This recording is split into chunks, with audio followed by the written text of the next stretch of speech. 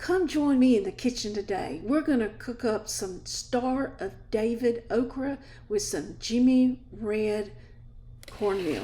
So it's pretty tender there. See there, it's a real stubby type heirloom. It's real meaty inside, so it lends itself extremely well to frying. We've enjoyed it for the last 2 or 3 weeks. And it didn't take a lot of it. You know, just a small pile of it will make a lot of fried okra. We even fried some fish the other night, and I fried me some okra along with it. Star of David is a variety that originated in Israel, hence the name Star of David. It's open pollinated, produces pods that are shorter and thicker than the traditional okras. Best picked when 3 to 4 inches long, and our favorite for frying as the larger pieces absorb the flour well. I'm going to put this on a paper towel after I've cut it in about 1/4 inch slices. I'm going to drizzle it with salt and let any additional moisture be soaked up by the paper towel. Another thing I like about this Star David is it's not as slimy as some of the other okra we've grown in the past. Here you can see some of that moisture that's come off of it in this paper towel. Just going to roll it around and get both sides coated well with the salt and let it finish draining out. Usually let it sit here about 30 minutes. Next, I'm going to go to my freezer and get some of that Jimmy Red, and we just keep it in a pillowcase in our freezer. And as I need it, I'll go in and get me about a pint quart or a quart full and grind it up.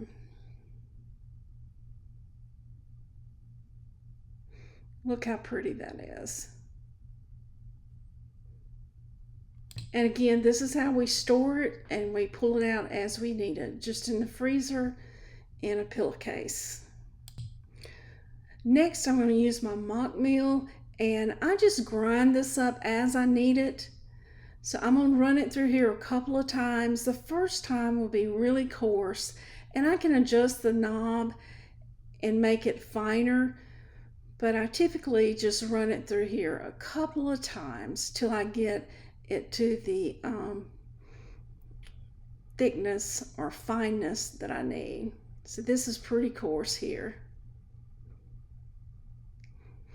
So here I'm running it through a second time, and I did adjust the knob to make it a little finer.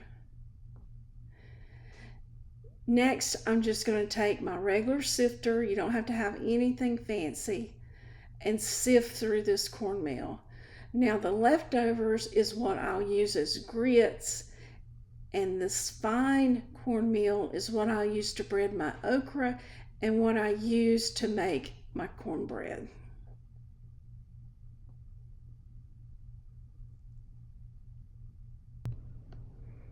When I get through sifting this out, I'll take the other part left in my sifter and put it in the refrigerator and use whenever I get ready to cook some grits.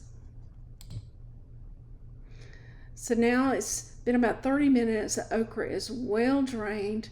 I'm going to put it in a container here, and we're going to add that cornmeal to it. And it's sticking just a little bit. That's typical, no problems here.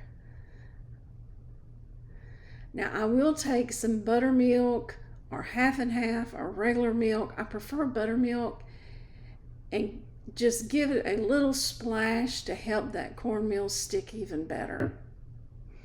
I'm going to get me a spoon here and just toss it around till all that okra is covered well with that buttermilk solution.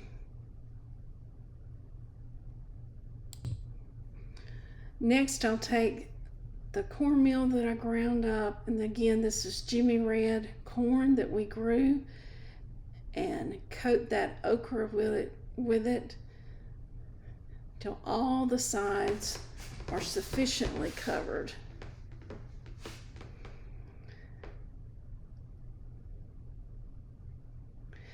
Next, I'll put it on some parchment paper just to not put any of that loose meal in my grease. Sometimes it'll make it tend to burn if you put a lot of extra cornmeal in there. So I just stick it on a parchment paper, let all that excess fall off. Now to check your grease, just put you a little cornmeal, and when it sizzles sufficiently, it's hot enough. And next we're just gonna layer our okra in there. And one of the important things when you're frying this okra is not to stir it. You want to let it get good and brown, and then you can take your spoon and flip it, but do not stir it. And this requires a little bit of patience. Now, fried okra is one of our favorite meals. If you've heard Greg often, some of his fondest memories is his growing okra for his mama, and we certainly do love to eat it. Now my grease is on about medium high. If you cook it with the grease not hot enough, it will be soggy.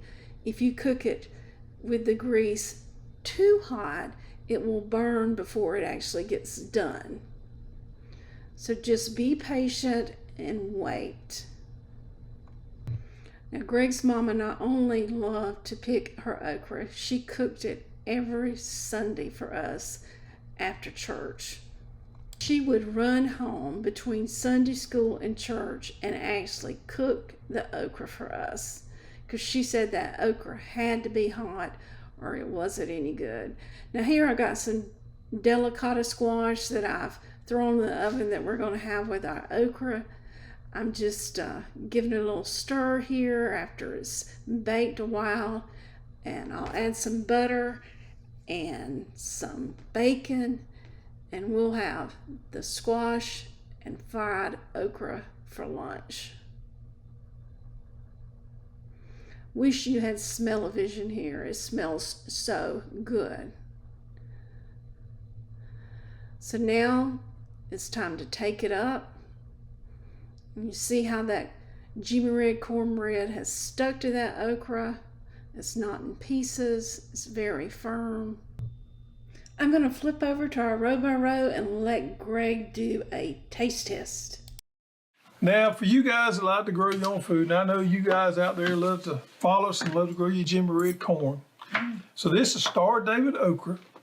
I just like to eat with my fingers. Breaded with Jimmy Red cornmeal. Got corn flavor than the okra flavor. But if you go to the restaurant and eat some of their frozen okra that you get in the, these chicken box stuff in town, and you want to compare it to this right here, huge difference. So much more complex flavors there.